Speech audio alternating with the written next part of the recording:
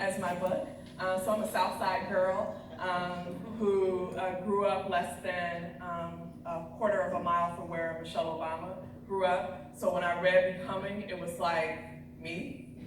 So I pretended we were sisters.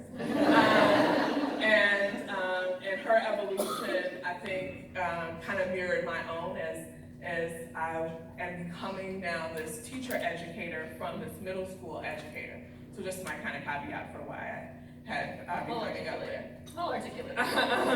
And so having taught in suburban Chicago, where really my students didn't look like me, but really craved the stories of people that didn't look like them.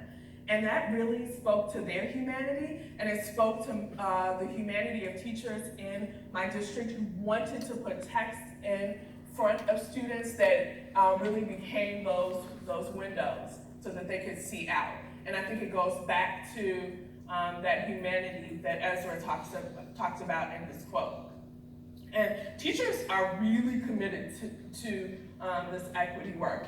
I was at NCTE, and the line outside of yes, to get stamped was like iPhone 23 coming out or the Star Wars film the night before. It was insane. And teachers were already talking about how they were going to use this text in their classroom. The text hasn't come out yet. So it really told me of there being a hole in the market for text for students of color, but also just students in general. And then teachers understand the need for students to see themselves reflected in a text and to have a text reflect the harsh realities of the world. And I think that sometimes as adults we want to be gatekeepers and we want to shield students from that, and yet students are craving and they're asking for it and they want it. And that's indicative of the text in Indigenous peoples' history of the United States.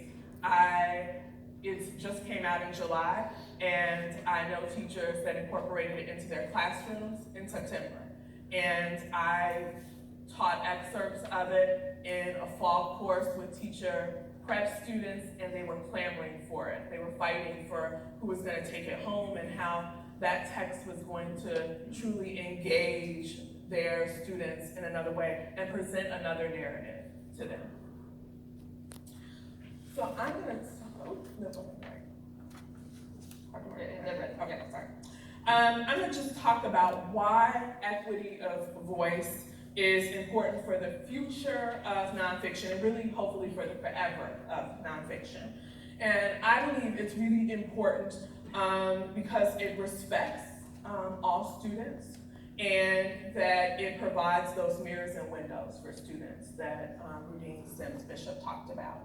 It's also our responsibility, all of our collective responsibility, to give students different narratives and really texts that challenge their assumptions, and especially in nonfiction. So they have that. I know the fiction world has really bloomed with, and you guys are gonna hear Elizabeth Acevedo tomorrow, which I'm really jealous about, with texts like Poet X and With the Fire on High and Jason Reynolds' text and Angie Thompson and all of these other texts, but nonfiction has kind of been the lag in that, and I think it deserves to catch up, and the students deserve to have those texts in front of them.